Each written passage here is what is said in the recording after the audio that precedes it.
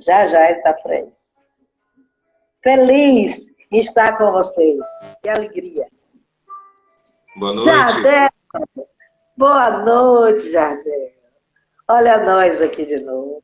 Olha nós aqui de novo. Segunda tentativa. E vai dar. Já deu certo. Eu quero só avisar uma coisa antes. É que hoje é quinta-feira, é dia da magnetização das águas. Não é? Nós estejamos prontos para fazer a nossa conexão com os mentores amigos em prol dessa vibração. E agora, Jardel, é com você. Muito boa noite do nosso coração e União Fraterna, Centro Fraterno de Caridade, Centro Espírita, viu? Com você. Boa noite, gente. Boa noite, gente. Eu fiquei muito feliz enquanto você estava falando, né, sobre as dificuldades que nós tivemos semana passada. Eu fiquei aqui pensando, nossa, eu acho que eu nunca voltei tão rápido a dar uma palestra sobre a mesma temática em um centro, no mesmo centro espírita antes, né? E eu fico feliz, né? Fico feliz por terem gostado do tema.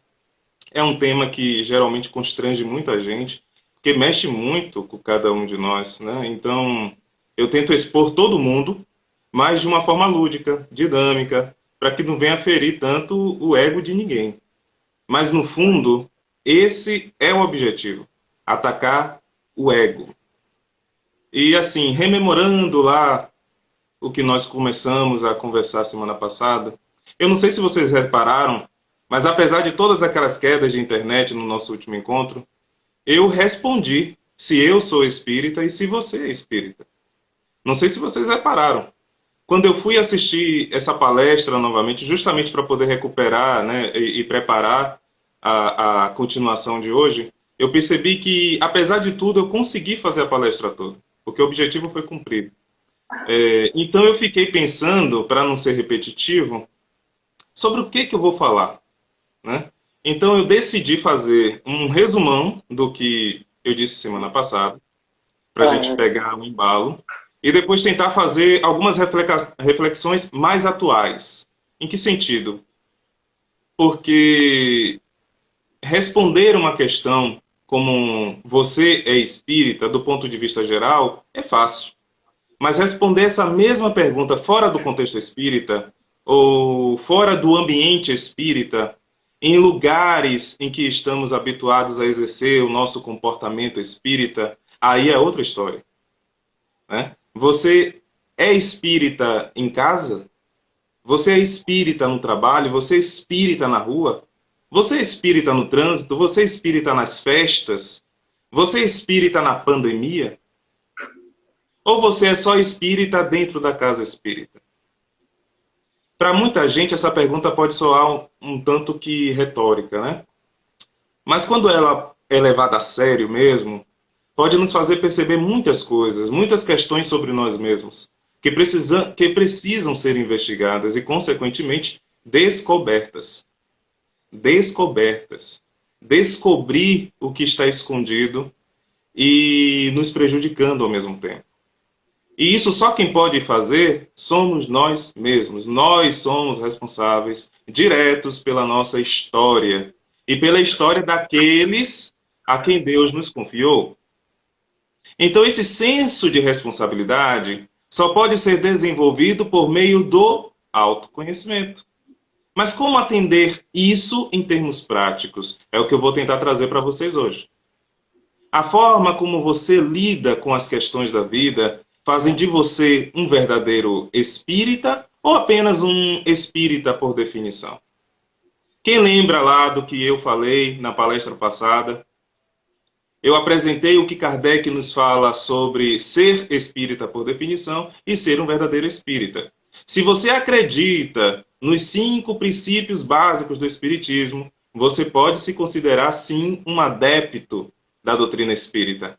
Quem lembra dos 5 princípios? Deus, imortalidade da alma, reencarnação dos espíritos, mediunidade e outros mundos habitados. Se você acredita que essas 5 coisas são reais, são verdadeiras, meus parabéns, você é um espírita por definição ou um adepto do espiritismo. Mas adepto espírita, espírita por definição, espírita de carteirinha, trabalhador de casa espírita, presidente de casa espírita, palestrante espírita, doutrinador, seja lá o que diabo for, são apenas rótulos. Não salvam a alma de ninguém. Ser apenas por ser, ter apenas por ter, fazer apenas por fazer, acreditando que vai conseguir passagem para o céu, está perdendo tempo. O nome já diz tudo, rótulo. Uma coisa que é utilizada para dar uma imagem, para dar uma forma, e apenas para diferenciar das demais coisas. São importantes, sim, são importantes, mas só para isso. Nos ajudar a diferenciar, a distinguir as coisas umas das outras. E nem sempre os rótulos, ou melhor, os rótulos não representam a sua verdadeira essência. Quando a gente vai no supermercado comprar uma Coca-Cola, a gente quer comprar o refrigerante não por causa do formato da garrafa, ou por causa da cor, ou por causa do artista que está impresso no rótulo. A gente quer comprar pelo que tem dentro. Mas em algum momento da nossa história isso mudou. Não sei nem se estaria associando o conceito certo, mas acho que isso seria um caso de inversão de valores. Agora estamos dando mais importância aos rótulos do que ao conteúdo. E quando falo de rótulos, não estou só falando do produto ou do serviço em si, estou falando também do que vem junto, do conceito, da ideia, de qualquer coisa que é vendida para a gente por meio de propagandas. Nós reclamamos dos produtos e dos serviços que nos enganam o tempo todo, mas nós fazemos a mesma coisa. Nós estamos sempre nos enganando uns aos outros, construindo imagens de nós mesmos para atender às expectativas e para garantir a aceitação social. Mas na maioria das vezes fazemos isso para nos igualar ou nos sobressair ao outro. O outro é sempre essa referência, o outro é sempre esse espelho com o qual eu quero me parecer ou me melhorar, me comparar. E com isso, eu deixo sempre que as coisas de fora interfiram no que está aqui dentro. Eu acho que o meu verdadeiro eu não se adequa a esse mundo, a essa realidade. Que a minha galera não vai me aceitar como eu sou. Então, eu escondo aqui dentro esse eu verdadeiro e crio uma máscara. Invento uma versão ideal de mim mesmo e apresento ela ao mundo como se fosse verdade. Aí vocês podem até repensar o ditado que diz assim, as aparências enganam. Ou aquele outro que diz assim, nem sempre é o que parece. Quanto mais você tenta reter essa fúria dentro de você, mais distante da paz de espírito verdadeira você fica. Quanto mais você retém esse orgulho dentro de você, mais distante da humildade você fica. Você acha que ensaiando a humildade todos os dias vai te ajudar a vencer o orgulho? Você acha que ficar na frente do espelho, repetindo para si mesmo, não vou bater em ninguém, não vou bater em ninguém, não vou bater em ninguém hoje, vai te tornar uma pessoa realmente pacífica? Ou vai apenas impedir que você bata em alguém, pelo menos naquele dia? E no dia em que você não tiver um espelho, você vai fazer o quê? Você vai ter alguma outra técnica, alguma outra fórmula, algo mais emergencial para poder seguir, para poder te ajudar? Ah, eu preciso ir no centro tomar um passe, porque hoje eu preciso ter força para aguentar meu marido. Ou minha esposa, para ser justo, né? O maior erro que um espírita pode cometer é esse. O objetivo da cura espiritual pelo passe, por exemplo, não é curar suas mazelas, não. É amenizar o fardo, aliviar a dor e o sofrimento, para que você continue seguindo a sua caminhada, carregando a sua cruz. Sua cruz, porque ela é sua. Só você pode carregar. É você quem tem que resolver suas questões, você é o único que tem que resolver os seus problemas. Tem coisas que só eu sei, só eu sinto, e por causa disso, só eu posso resolver. Tanto Jesus quanto Kardec passam uma mensagem para cada um de nós individualmente. A cada um será dado segundo as suas obras. Mateus capítulo 16. Quem não toma a sua cruz e não me segue, não é digno de mim. Mateus capítulo 10. Aquele que pega no arado e olha para trás, não é digno do reino dos céus. Lucas capítulo 9. Se reconhece um verdadeiro espírita pela sua transformação moral e pelos esforços que emprega para dominar as suas más inclinações. O Evangelho segundo o Espiritismo, capítulo 17, item 4. Esse eu até já sei de cor, de tanto repetir. Todos que me procuram, todo mundo, para você ter ideia, todo mundo que me procura, tenta extrair de mim aquela resposta, sabe? Que deve mudar as suas vidas. Que me vê dando palestra, falando de coisa bonita, e acha que eu tenho resposta para tudo, então me faz de mim um guru. Eu procuro ser bem sincero nas minhas respostas, né? E às vezes, por causa disso, me acham até arrogante. Jardel, como eu faço para conseguir estudar melhor? Jardel, como eu faço para conseguir um bom trabalho? Eu não aguento mais a minha família, não aguento mais o meu trabalho, não aguento mais os meus filhos. Sou muito vaidoso, Jardel. O que eu faço? Sou muito preguiçoso. O que eu faço para resolver tudo isso? Aí Jardel responde: estude, ore e vigie. Aí é interessante a reação das pessoas. As pessoas só me procuram uma vez, depois dessa resposta. A resposta toca tão fundo na alma delas que elas sabem o que fazer. Mas mentira. Na verdade, elas vão atrás de outra coisa, de outra pessoa, e vão continuar procurando até achar aquele que diga para ela o que ela quer ouvir. Ah, menina, eu tenho uma técnica ótima para você, eu tenho uma simpatia. Ah, eu tenho um lugar, eu tenho uma fórmula, eu tenho um método, eu tenho uma coisa ótima para lhe dar. Chegue na frente do espelho e repita várias vezes: eu não sou. E fica repetindo várias vezes. Nós fomos ensinados a procurar sempre uma zona de conforto, onde a gente tenha que fazer o mínimo necessário para resolver nossos problemas. Procurar sempre meios e técnicas que aprimorem esse processo de construção e esse processo de trocar máscaras, né? E se sai melhor aquele que consegue trocar máscara rapidinho e que consegue usar duas máscaras ao mesmo tempo, porque apresentou duas pessoas diferentes, apresentou duas pessoas diferentes a dois amigos diferentes, e quando esses dois amigos se juntam, nossa, é uma dinâmica, porque um não pode descobrir o segredo que o outro sabe, e aí não é mais fácil ser verdadeiro? Por que é complicado? Por que é cansativo mexer nessa podridão que está aí dentro? Por quê? Você já tentou? Você já parou para pensar?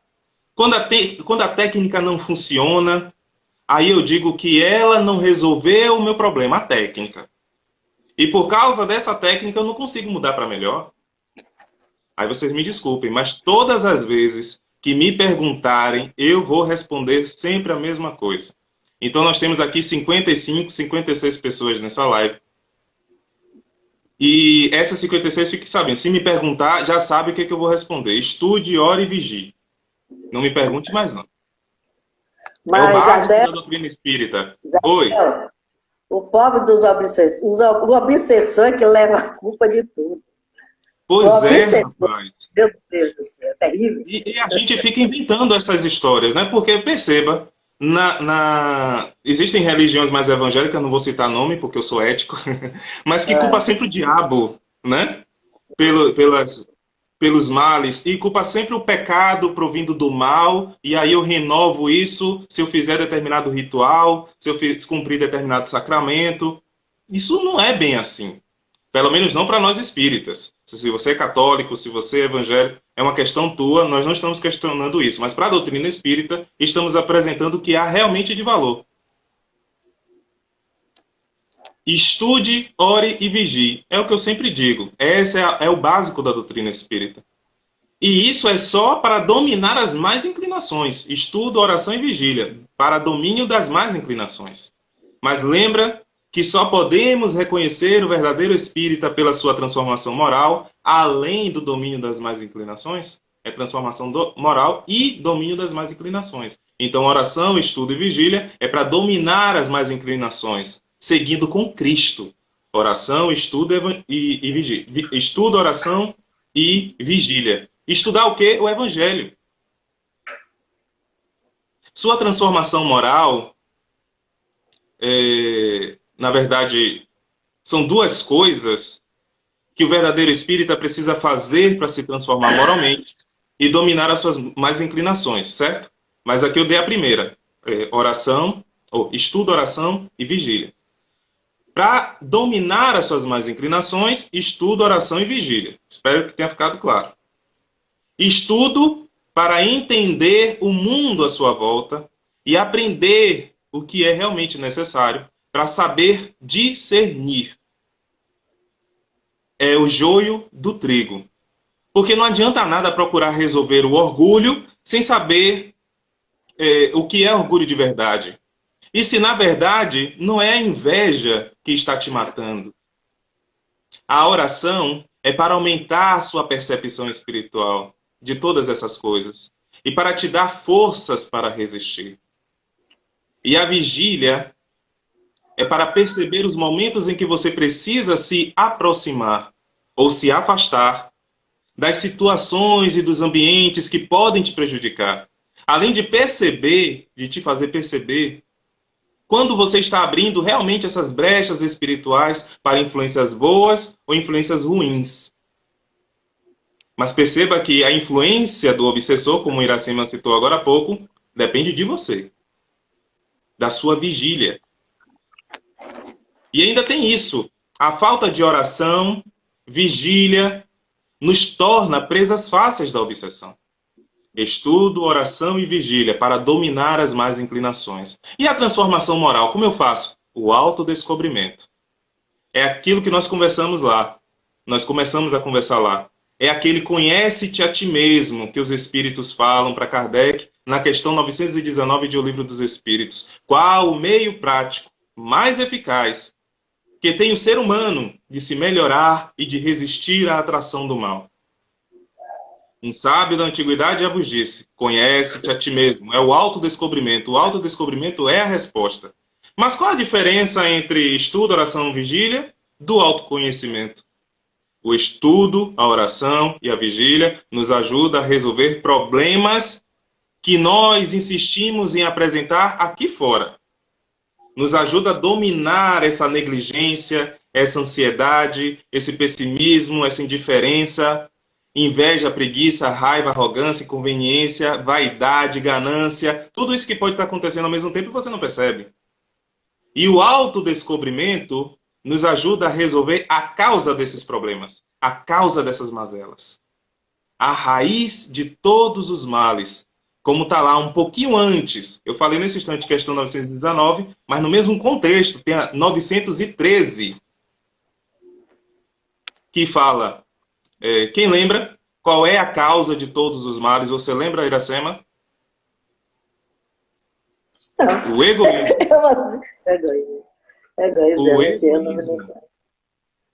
O egoísmo é a causa de todos os males. O ego adoecido. Ele que tenta ocultar o nosso self. Self é o nome que Jung, psiquiatra suíço, dá para aquilo que nós chamamos de, nós, espíritas, chamamos de Deus ou de verdade. Aquela verdade que nos libertará, como disse Jesus, João capítulo 8. Então, só para ficar claro, as mudanças que tentamos fazer de fora para dentro, quem faz é o ego. Estudo, oração e vigília nos ajudam a controlar o ego. As mudanças de dentro para fora, quem faz é Deus. Deus é a causa primária de tudo e de todas as coisas. Lembra? Quando nos afastamos de Deus, é o momento em que deixamos o ego controlar as coisas. O objetivo não é eliminar o ego, o objetivo é eliminar o egoísmo. É quando o ego está descontrolado, é quando o ego está adoecido. Só consigo fazer isso dominando as minhas más inclinações. Portanto, eu tenho que controlar o ego para descobrir Deus dentro de mim. O buraco é mais embaixo. Está pensando que é fácil ser espírita? Não é fácil. Não adianta dizer que a partir de segunda vai ser mais humilde, vai fazer mais doações, reconhecer que falha, pedir desculpa para tudo. É o ego tentando resolver as suas questões. Sem falar que já tem egoísmo aí, né? Primeiro, fazendo por interesse, achando que fingir vai agradar a Deus ou vai aproximar os espíritos superiores. Segundo, não reconhece as próprias dificuldades. Se procurasse conhecer-se realmente, perceberia o quanto é difícil lidar com essa transformação moral, com essa reforma íntima, que é a limpeza do sepulcro caiado. Reformar intimamente. Mudar não é transformar. Quando você apenas muda, coloca tudo preso lá no inconsciente, virou sombra, segundo Jung. E essa sombra faz com que você pense que está mudando. Por isso você acha que está se controlando mais, que está melhorando. Mas, na verdade, você não está se reconhecendo mais. Você tem que olhar para dentro de si e vai procurar, por exemplo, onde está o ponto por trás da sua vaidade. Estuda o Evangelho, estuda o livro das codificações, procura as fontes necessárias para saber o que é vaidade. E começa a perceber as lacunas que foram abertas por meio da sua oração. Os motivos pelos quais você está se comportando daquele jeito. E esse motivo, pode ter certeza, é egoísta. Porque na vigília você vai perceber que seu ego está inflado. Pode ser, talvez, porque você se acha melhor do que os outros. Sabe mais do que os outros. E pode até realmente saber mais do que os outros. Possui habilidades melhores para resolver problemas do que os outros. Acha que acerta mais do que os outros. Precisa se destacar mais do que os outros. Ou qualquer outro motivo. Vai para dentro. E procure você mesmo a causa da sua vaidade. E quando eu quero voar no pescoço do outro, Jardel, eu estou me contendo. Eu sei, lá dentro, o que eu quero fazer de verdade é esganar aquele infeliz ou aquela infeliz, para ser justo. Isso é egoísmo também. Minha raiva faz com que eu queira quebrar as coisas. Ah, eu quero, mas não posso. Então eu me domino apenas. Eu retraio essa vontade e jogo lá para dentro e vou engolindo a minha raiva cada vez mais. E essa atitude faz até com que eu desenvolva doenças. Mente sã, corpo são. Mente doente, corpo doente. Como disse Sócrates. Tudo por causa do egoísmo. Tudo porque eu quero que as coisas sejam do meu jeito. Porque tudo não saiu do jeito que eu esperava. Tudo porque o outro fez da minha vida um inferno. Tudo porque o infeliz não atendeu meu telefone. O egoísmo. O egoísmo é que te faz culpar o trânsito. O egoísmo é que te faz culpar aquela pessoa no trânsito que está mais devagar do que você, seu atrasado, que agora quer correr para poder chegar cedo. Ele está no tempo dele. E você está querendo correr por quê? Quando você percebe isso de verdade, aí sim aconteceu o autodescobrimento. Só que ele não é o único. Não é um para resolver todos os males. Ele vai acontecendo. Então, por isso que é um processo longo e complicado, porque a dinâmica dele é complexa. Que eu ainda dependo da convivência, eu preciso conviver para entender, preciso conviver para perceber quais são as minhas mazelas. O outro é só essa referência particular. É convivendo com o outro que eu vou perceber quais são os meus problemas, e não o contrário. O que eu guardo como real aqui dentro é o que nós chamamos de moral. A transformação é o que acontece lá dentro, com a minha moral. É a tão falada reforma íntima. Por isso dizemos que ocorre de dentro para fora. Aquela mudança comportamental é de fora para dentro. E ela ocorre mais como um discurso ético do que moral. Quando as pessoas te elogiam, elogiam pelo que você mostra a elas. Se você mostra a sua verdade, ela vai elogiar a sua verdade. Mas por medo de que ela não reconheça a sua verdade e não elogie sua verdade, aí você mostra outra coisa para ela. E se esforça para mostrar da melhor forma, para ser convincente. E quando você é finalmente elogiado pela fachada, pela imagem, você fica feliz, satisfeito. Porque esse esforço de mudar de fora para dentro deu algum resultado. Mas lá dentro, a sua verdade, egoísta, como sempre, vai estar lá inflamada. ressequida, ressentida, recalcada. Ah, você não quer dar mau exemplo? Ah, sua imagem é muito importante para você? Você está assumindo um cargo importante? Você está ganhando mais dinheiro? Você está querendo ganhar mais dinheiro? Você está com medo de perder dinheiro? Você não quer perder o prestígio? Não quer perder a fama? Quer ter mais seguidores? Está com medo de perder seguidores? Olha quantas questões que podem inflar o seu ego. Olha o egoísmo aí. Por causa desse egoísmo, você esconde sua verdade. Até de si mesmo. Sabe aquela história, uma mentira contada várias vezes se torna verdade? É mentira esse bilhete. Na verdade, essa mentira esconde tão bem a verdade que quando você se toca, que precisa correr atrás dela para corrigir os seus problemas, corrigir suas questões, você se vê perdido porque ficou difícil de achar. Você não sabe mais onde botou. Aí sozinho você não consegue mais. Aí vai precisar de terapia, vai precisar de tratamento para se resolver. Ah, Jardel, então é só deixar fluir? É só deixar extravasar? Né? Então eu finalmente posso dar uma bofetada na cara daquele infeliz? Não. Faça isso e você vai ser mal educado, você vai ser mal criado, um ignorante, e aí vai receber finalmente aqueles rótulos que você batalhou a vida toda para não construir. É importante manter e valorizar os princípios éticos sociais. Mas a ética não impede que eu continue tentando me espiritualizar. Onde é que estão as provas e as expiações pelas quais eu devo passar? Não está nesse mundo aqui fora? Já basta as provas e as expiações e ainda fica inventando história para complicar ainda mais a minha vida? Então você percebe que é só uma questão de vigília, porque isso mesmo independe do outro.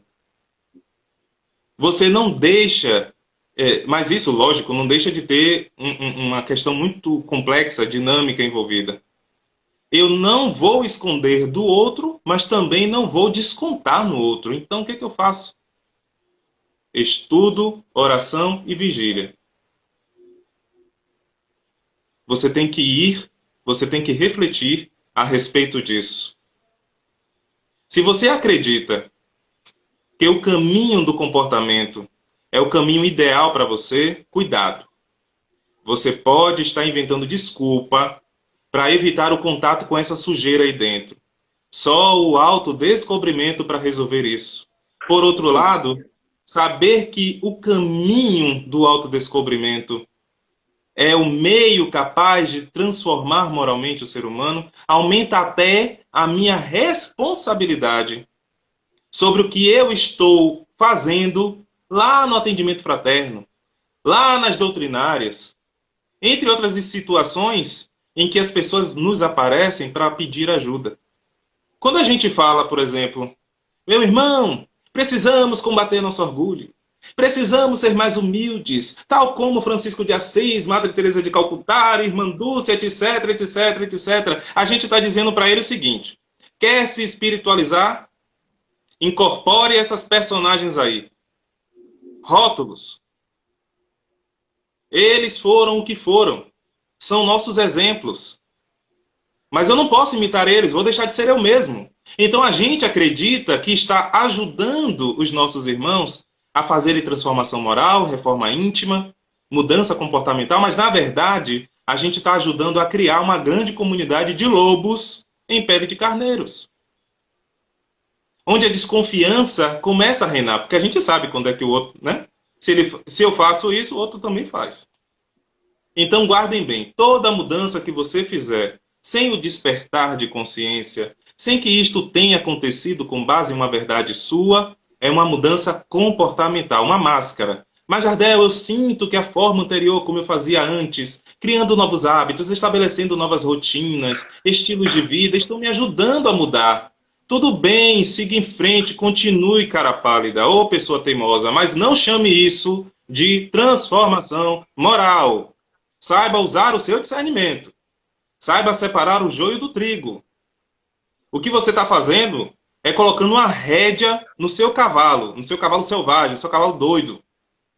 Com o tempo você vai conseguir até dominar ele. Mas depois que ele ficar dominado, Você vai ter que cuidar dele o tempo todo, vigiar ele o tempo todo, no curral, na cela, no cercadinho, onde quer que ele esteja, no resto de sua vida. Porque na primeira oportunidade, você vacilar, esse cavalo se pica. Esse cavalo se solta e se pica, vai embora. O espírito é forte, lembra? Mas a carne é fraca. Não confie na carne, não. Vá atrás do espírito. Se você correr atrás do espírito, aí sim, você vai estar fazendo um grande trabalho em favor de si mesmo. O que eu quero deixar bem claro é que o nosso objetivo na Terra não é só mudar comportamentos. Nosso objetivo não é só domar as más inclinações, né? É evoluir moralmente. A partir do momento que nos transformamos moralmente, aí sim, podemos ficar tranquilos. Nós vamos desencarnar e partimos para esferas superiores. Mas muito cuidado, não existe desenvolvimento moral sem desenvolvimento intelectual. Vou insistir no estudo, tá? Desenvolvimento moral são os conhecimentos adquiridos sobre moralidade. E quem é o nosso modelo e guia moral? Na questão 625, Allan Kardec faz essa pergunta. Quem na humanidade, em toda a história da humanidade, podemos tomar como modelo e guia moral? Os espíritos respondem: Jesus. Ou seja, o nosso caminho, a nossa verdade. Oi? Modelo e guia. Modelo e guia. Modelo e guia. Já disse tudo. Eu vou me prender mais em quê? Em outras coisas? É Jesus. Eu fico tão triste quando assisto palestras onde as pessoas falam tanta coisa e não falam de Jesus. Às vezes citam até frase de Jesus, mas não diz: olha, eu aprendi isso no Evangelho. Olha, eu aprendi isso porque eu ouvi Jesus falar, eu vi num filme de Jesus. Qualquer coisa, qualquer referência, não lembra. E às vezes eu falo tanto de Jesus que às vezes eu termino uma palestra e fico pensando: meu Deus, será que eu falei de Jesus dessa vez? Da minha preocupação em repetir que ele é o nosso modelo, é o nosso guia moral, eu tenho que citar Jesus. E assim poder compartilhar com os meus irmãos, com todos aqueles que convivem comigo, que a real necessidade de crescimento que nós temos é por meio do Cristo. Sem Cristo, nada feito. Ele é o caminho, a verdade e a vida. Eu vou insistir em outras coisas por quê? Já não bastaria nem Jesus, porque, percebam, todas as vezes que eu vou confiar num amuleto, em uma mandala dos sonhos para me proteger de pesadelos, ou num ametista para me proteger de energias ruins, eu estou impedindo o contato direto com Deus. Vamos parar para pensar um pouco? Eu estou em vez de estar depositando minha fé em Deus, através desse Deus que existe dentro de mim, eu estou depositando naquela mandala, estou depositando naquela ametista. É a tentativa de materialização da espiritualidade. E olha que eu tenho repetido isso tantas vezes que eu acho que eu vou fazer até uma live no meu canal para poder falar sobre isso. Materialização da espiritualidade, porque isso me irrita. Como Você pode Jada? dizer, eu não vou nem dizer, nem precisaria dizer, né, que eu fico irritado, porque fica parecendo que eu estou sendo prepotente, mas eu não quero ser. Mas, poxa, velho, uma coisa é quando isso é pregado lá fora, mas dentro da doutrina espírita, impedindo o avanço do movimento espírita, pô, velho. Imagine, eu perco, para cada live que eu faço, para cada palestra que eu faço, eu dedico pelo menos 5 horas para poder montar a palestra. Eu estudo tudo de novo. Eu vou lá buscar tudo de novo para poder não esquecer nada, para poder não falar besteira, para não ficar com base em achismos. Aí nas palestras seguintes, vem um cara e derruba tudo que eu disse, porque vai falar de uma fórmula, vai falar de um método e tal. Velho, o método é Jesus. O modelo e guia é Jesus. Quer moleza? Vá sentar no pudim, pô.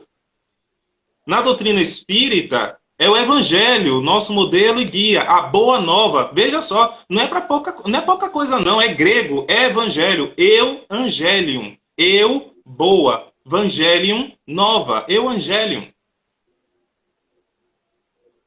Imagine se Jesus colocou isso pra gente de uma forma tão direta e tão simples, porém enigmática, mas que faz a gente pensar, faz a gente refletir sobre nós mesmos. Cada momento da nossa vida, eu posso buscar lá uma passagem do Evangelho e eu vou conseguir encaixar aquela situação, aquele problema ali. Jesus é sempre atual. Ele falou, céus e terras passarão, mas da lei não se muda nem um iota, nem um tio. Ele fala, se vocês permanecerem na minha palavra, serão meus verdadeiros discípulos. Conhecerei a verdade, e a verdade vos libertará. João capítulo 8. Por isso eu volto para responder a nossa questão, aproveitando o gancho. Reconhece-se o verdadeiro espírita pela sua transformação moral e pelo esforço que emprega para domar as suas más inclinações. Se você achava que era espírita e não sabia de tudo isso, quero dizer nesse momento para você, seja muito bem-vindo à doutrina espírita, meu. Se você não quer a moleza do pudim, se você quer trabalho duro, você está no lugar certo. Eu sou uma pessoa tentando ser espírita. Eu sou espírita por definição, isso eu tenho certeza. Mas não me considero ainda um verdadeiro espírita, mas eu estou no caminho do autodescobrimento para a transformação moral. E transformação moral é uma questão de consciência, porque ela não acontece da noite para o dia, segundo a espiritualidade. Ela vai acontecer ao longo dos séculos. Ah, então quer dizer que temos tempo? Não preciso procurar não me envolver com isso agora? Cuidado! Porque apesar de sermos eternos, o que você faz nessa vida ecoa pela eternidade. Vamos fazer só uma última reflexão, só para vocês entenderem qual a relação entre transformação moral e reencarnação. Se eu me esforço apenas para fazer mudanças comportamentais, eu jogo a minha verdade, a verdade sobre mim mesmo, para onde? Para o inconsciente. Eu jogo lá para dentro. Certo? Só que quem é que mora lá no inconsciente? O espírito. E quando a matéria morre, com todas essas máscaras que eu criei, o que é que continua vivo? O espírito. E ele vai sobreviver à morte do corpo justamente carregando o quê? Tudo aquilo que eu reti lá dentro. Então é essa a verdade que eu vou levar para a próxima encarnação. Para resolver lá. Essas mazelas... Oi? Para resolver lá. Para resolver lá. Pois é, e ficar postergando. E ficar postergando. Está procrastinando aí. Você está evitando o trabalho, deixando para depois, para depois, para depois, levando essas mazelas para a próxima vida. Viu que buraco é mais embaixo? E quando reencarnar, nós vamos levar o quê? Os resultados daquilo que nós ensinamos na encarnação anterior. Aqueles lá no passado, que nós educamos como pais, como mestres, professores, doutrinadores, seja lá o que for, que nós ensinamos o outro enquanto sociedade, porque nós estamos educando uns aos outros o tempo todo, sem perceber. Sem esse senso de responsabilidade. Quando a gente diz, menina, não faça isso não. Ah, menina, se eu fosse você, cuidado com o que você diz ao outro. Aqueles que nós educamos vão nos reeducar. E aí, falando já essencialmente das nossas crianças, né, que são o futuro, essas crianças vão nos reeducar no futuro. E eles vão nos reeducar a fazer essas mesmas mudanças comportamentais. Eles vão nos reeducar a seguir essas mesmas fórmulas, a fazer esses mesmos métodos o tempo todo ao longo das gerações, deixando sempre a transformação moral, de fato, aquela que nos é ensinada pelos espíritos e nos tornam verdadeiros espíritas, deixa tudo isso que é mais importante em segundo plano. Nós não somos educados a lidar com as próprias emoções. Veja que socialmente existem momentos nas nossas vidas em que nós podemos perceber que existe um despertar de consciência muito próximo que nós podemos provocar no outro através de uma mensagem amiga. Isso acontece muito frequentemente, sabe quando? Nos momentos de amargura, nos momentos de desespero. Às vezes, quando a gente ali não sabe o que dizer à pessoa, a gente fica falando qualquer coisa, sem observar que poderia estar dizendo realmente algo útil para ela. Mas sabe por quê a gente não faz isso? que a gente não se prepara, porque a gente não estuda. Uma vez passou uma doide aqui na rua, de manhã cedo, às 5 horas da manhã. A criatura começou a gritar aqui na rua, ela surtou. Ela estava fazendo uma caminhada, para você ter uma ideia. Aqui na rua passa muita gente fazendo caminhada. E aí ela estava de máscara e tal, e ela surtou no meio da caminhada, começou a gritar aqui no meio da rua. E repetia a mesma coisa, assassino, não sei o que, assassino. Eu saí para ver, pô, tá falando de assassinato, né? Pelo amor de Deus. Então eu fui lá ver o que era.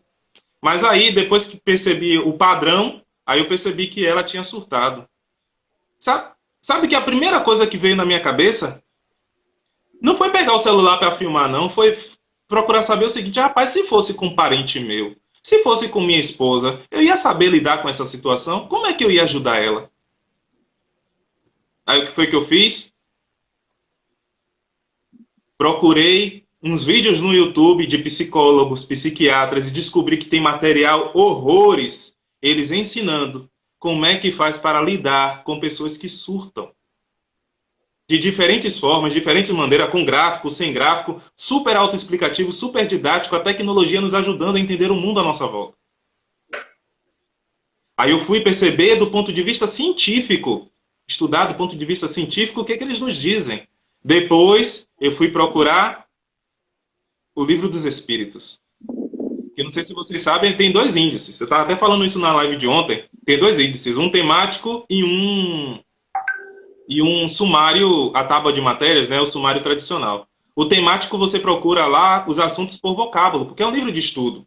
Você chega lá, não é para ler corrido, né? Você pega lá ele e abre o índice temático e procura lá surtos psicóticos.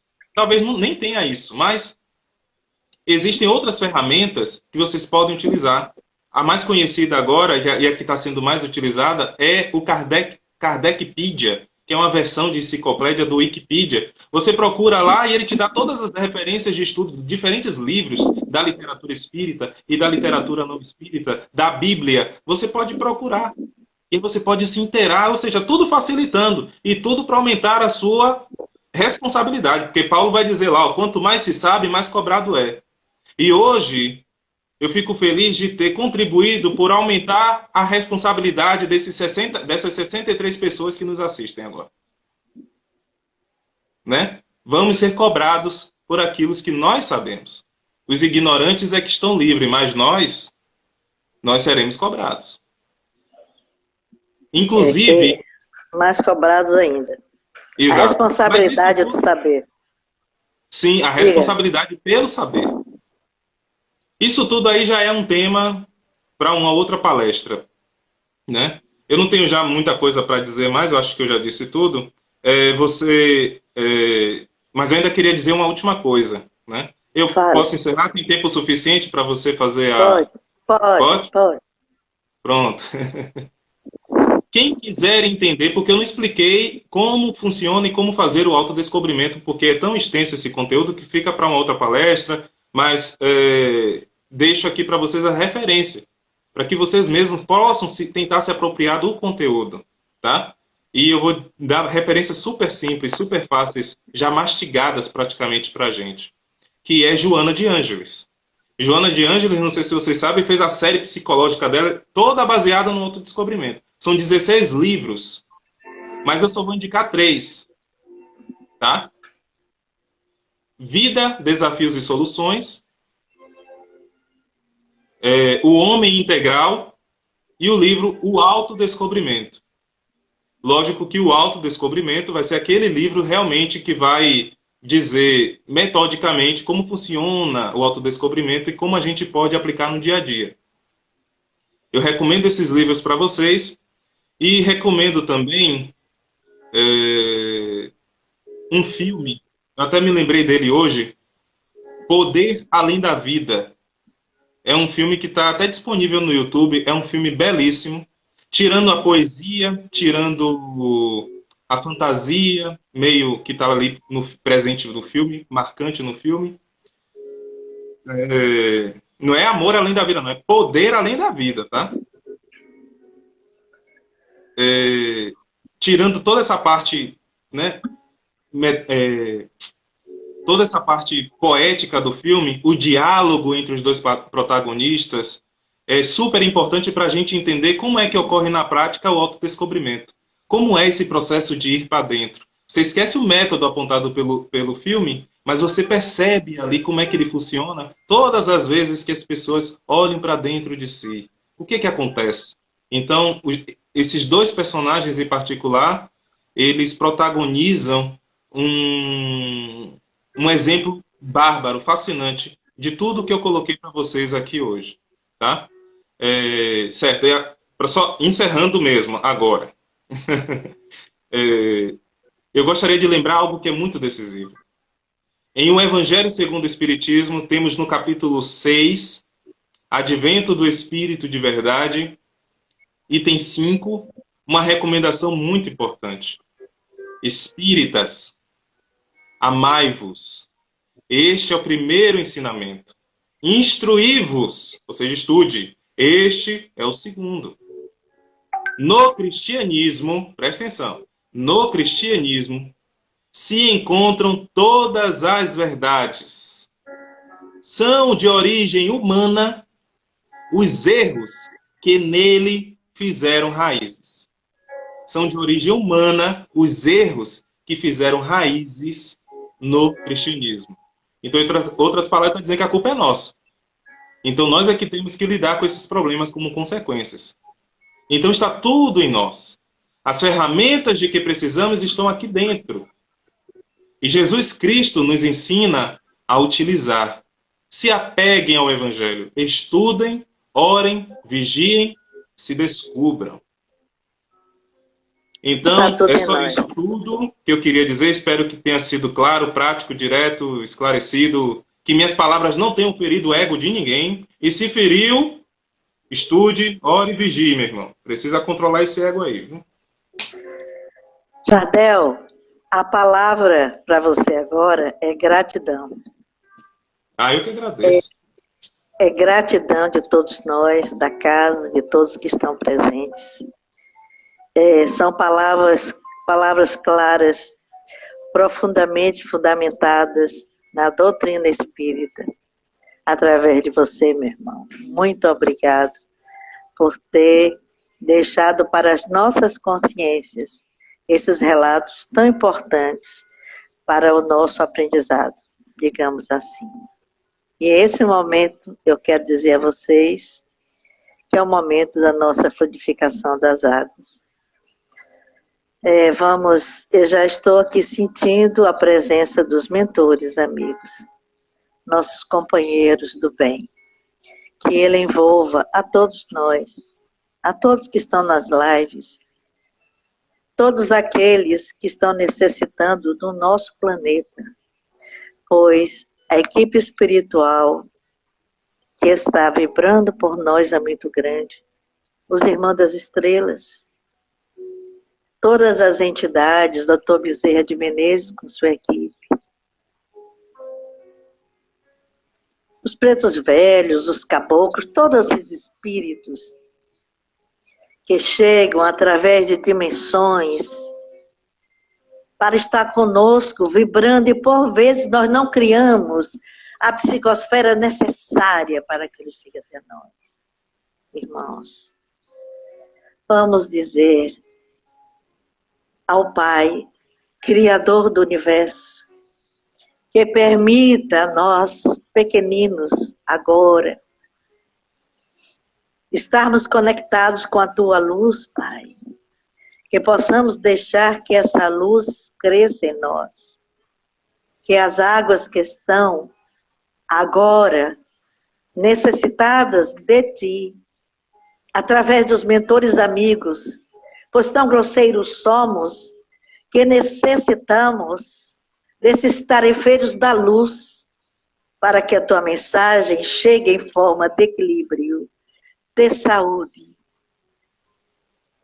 para que possamos purificar as células do nosso corpo, para que possamos nós blindarmos contra o vírus que aí está necessário. Se senão assim ele não estaria. O nosso aprendizado está aí. Abram os olhos à luz e arregale as consciências. E veja o que está aí. O que tudo isso quer dizer para ti. O que essas palavras que foram ditas agora quiseram dizer para vossas consciências. Irmão, acorda. Já se faz necessário abrir à luz os teus olhos internos. Feche os olhos físicos e abram a luz. Os erros são nossos, porque Deus é perfeição, Deus é equilíbrio e Jesus é o caminho. E esta corrente de luz envolva a todos, irmãos, a todos que agora estão conectados através desta energia de pensamento, que vai além paredes e além distâncias, formando esta vibração de luz. Como se estivéssemos soltos no ar, de mãos dadas, unidos, conectados no só pensamento de paz.